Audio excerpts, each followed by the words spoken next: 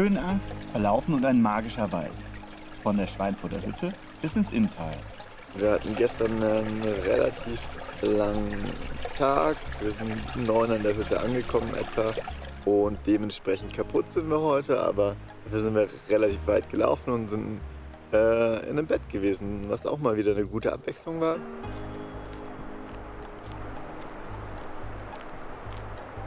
Dadurch können wir an diesem Tag sehr viele Pausen machen und genießen die kleinen Dinge des Fernwanderns, aber auch die gigantischen Aussichten.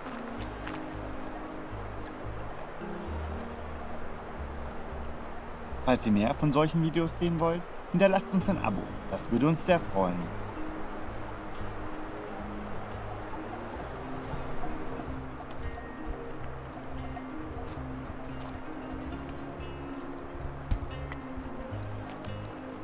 Wir sind aktuell etwa 200 Höhenmeter über der Schweinfurter Hütte und machen gerade Frühstück. Ich habe hier einen leckeren Kaffee. Die Aussicht ist genial und dadurch, dass Montag ist, ist es eigentlich sehr leer heute. Das ist auch super. Und heute geht es weiter zum Stausee und nach Kütai. Wir warten auf jeden Fall sehr schöne Aussichten.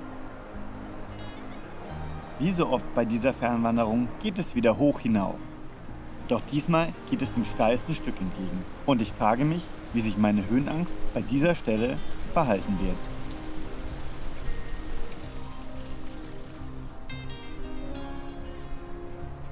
Auch hier treffen wir wieder auf die kleinen süßen Murmeltiere, die genauso wie wir etwas Sonne tanken, bevor sie sich im Winter unter der Schneedecke verkriechen müssen.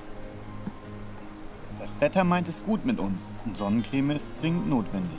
Das für unsere Fernwanderung erwartete schlechte Wetter hat sich glücklicherweise zu warmen spätsommerlichen Tagen gewandelt und wir laufen in Richtung Herbst. Also wir sind jetzt auf jeden Fall über den Alpenhauptkamm, also wie man hinter mir sehen kann, das ist der Alpenhauptkamm. Und da gibt es noch sehr viel Schnee. Auf der anderen Seite nicht mehr, also drehen wir es einmal. Hier laufen wir jetzt entlang, da gibt es so gut wie keinen Schnee mehr. Die Alpen sind definitiv anstrengender, als ich erwartet habe. Es geht deutlich steiler hoch. Und deutlich steiler wieder runter im Vergleich zu anderen Fernwanderungen, die wir bisher gemacht haben. Die L1 Alpenüberquerung ist nicht nur technisch schwieriger, sondern auch körperlich anstrengender, da man sehr viele Höhenmeter überwinden muss. Diese Fernwanderung ist definitiv keine einfache. Zudem gibt es kleine Kletterpassagen, die man zusätzlich überwinden muss. Alles ziemlich vereist, also vielleicht sieht man das hier drüben. Ich zeige euch dann gleich noch, wie es ausschaut. Wir haben notfalls die Microspikes dabei. Leider sind die im Rucksack und es lohnt sich nicht, die rauszuholen für so eine kleine Stelle. Ich habe meine Höhenangst bei sowas relativ gut im Griff. Wie ihr seht, oben war es ein bisschen steiler und nach unten hin geht es echt gut. Demnach passt es eigentlich. Ist halt einfach die Nordseite und da ist oft eisig, deswegen haben wir die Microspikes auch mitgenommen. Aber es ist in Ordnung.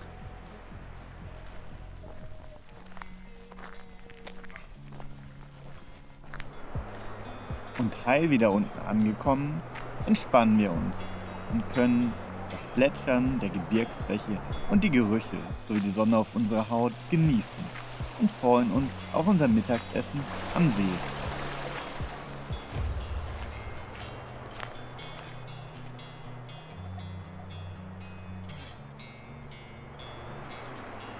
Schritt für Schritt machen wir Strecke gut und laufen in Richtung Stausee und planen, wenn es die Zeit erlaubt, die Zugspitze zu besteigen, sozusagen als Höhepunkt unserer Wanderung.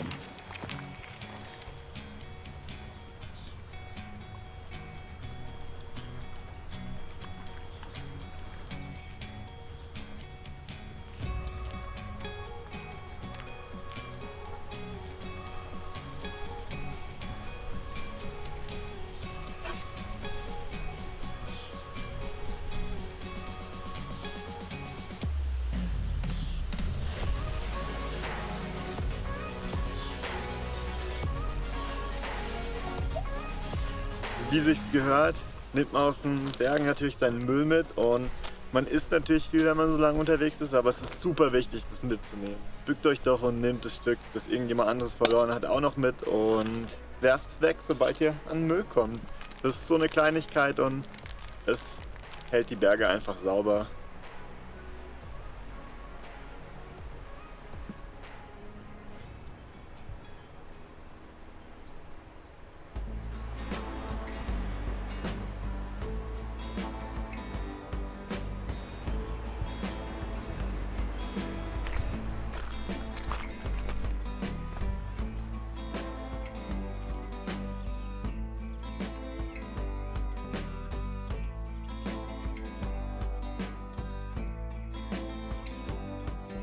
Guten Morgen. Wir hatten eine super Nacht. Es war relativ warm. Wir laufen gerade diesen relativ steinigen Weg runter. Ich hoffe, die Kamera wackelt nicht so arg. Wir gehen heute nach Silz ins Inntal und von dort aus geht es dann weiter in Richtung Garmisch. Wir sind mittlerweile irgendwie aus den hohen Bergen irgendwie ein bisschen raus für heute und ja. Schauen wir mal. Beim Abstieg ins Inntal macht sich der Herbst von seinen schönen Seiten bemerkbar. Überall sehen wir Pilze und Früchte der Wälder und erfreuen uns an den vielen bunten Farben. Kurze Zeit später verlaufen wir uns zum ersten Mal an diesem Tag und finden zum ersten Mal etwas Besonderes. Eine historische Seilbahn. Diese historische Materialseilbahn brachte früher Materialien entlang des Bachs von unten im Tal hoch zu Bauern.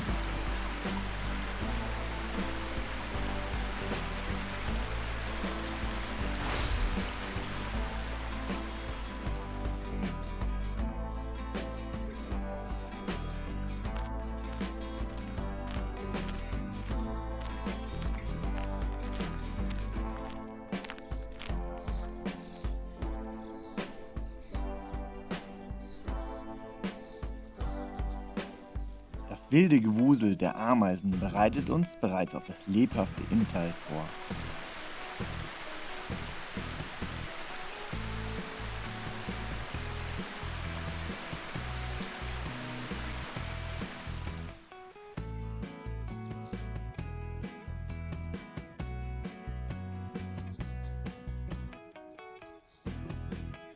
Ja, wir haben es endlich geschafft. Wir sind jetzt im Inntal. Jetzt gibt es erstmal ein leckeres Brötchen und Kaffee und dann kommt der große lange Aufstieg für heute. Außerdem haben wir gewaschen, wie ihr seht. Ich trockne es gerade da hinten. Es ist super wichtig, dass ihr das nicht mit Seife macht, sondern einfach so und dass die Becher halt nicht verschmutzt werden.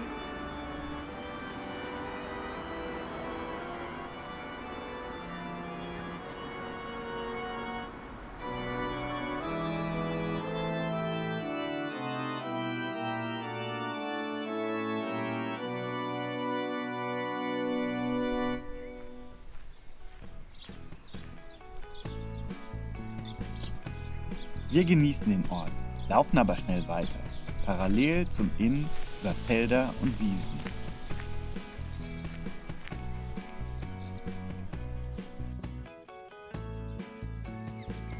Das hier ist das Wandererparadies. Wir haben Sonne hier. Da drüben sind die Berge. Wir haben hier eine Bank zum Hinsitzen und noch viel besser, hier drüben gibt es frisches Wasser auf Knopfdruck. Kalt, lecker und Trinkwasser. Und außerdem gibt es hier Strom. Und zwar hier funktioniert nämlich nur mit dem Trekkingstock von unten. Die Powerbank ist hier oben angeklemmt. Der Rest liegt hier unten am Boden. Wir freuen uns schon, da drüben hoch in die Berge zu laufen. Das wird super cool.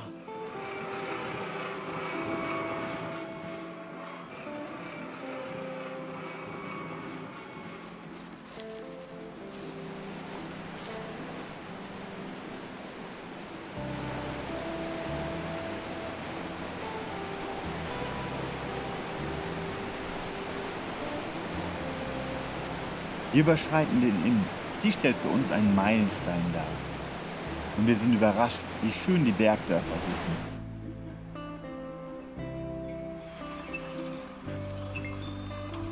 Wir füttern Ziegen mit etwas Gras vom Wegesrand.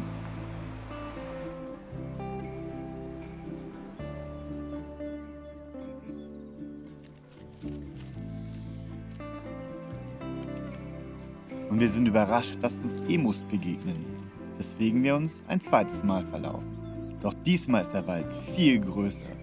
Und was wir diesmal finden, sind keine Pilze, sondern etwas ganz anderes. Und sind plötzlich in so einem super coolen Wald gelandet mit überall solchen Steinen, die bemalt sind und so kleinen Schreien. Hier ist auch noch einer. Ich weiß nicht, ob ihr es seht. Na, auf jeden Fall, jetzt wollte ich euch das hier noch kurz zeigen. Das ist so ein kleiner Schrein, den jemand gemacht hat.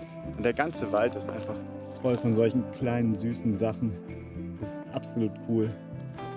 Naja, jetzt suchen wir noch einen Schlafplatz heute. Mal gucken, ob wir irgendwo einen Besitzer finden, den wir fragen können, ob wir auf dem in seinem Feld übernachten können.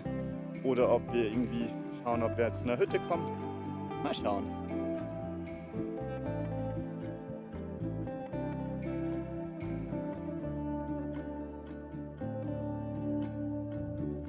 Wie ich vorhin schon gesagt habe, haben wir uns ein bisschen verlaufen. Also zur Hütte schaffen wir es heute nicht mehr, aber wenn man da hinten die Berge sieht, da muss man einfach sagen, super, um hier zu übernachten. Also wir suchen uns gleich hier ein Plätzchen und hier haben wir jetzt noch so einen Tisch und gleich gibt es noch geiles Risotto, weil wir haben einen Steinpilz gefunden und zwar nicht im Naturschutzgebiet und auch nur die Menge mitgenommen, die man darf natürlich. Und der wird es nachher geputzt, die zusammen hoffentlich ein leckeres Pilzrisotto geben. Genau. Wir würden uns freuen, wenn ihr auch für Teil 4 einschaltet. Mit einem Abo und dem Aktivieren der Glocke verpasst ihr den 4. und letzten Teil auf keinen Fall. Bis zum nächsten Mal.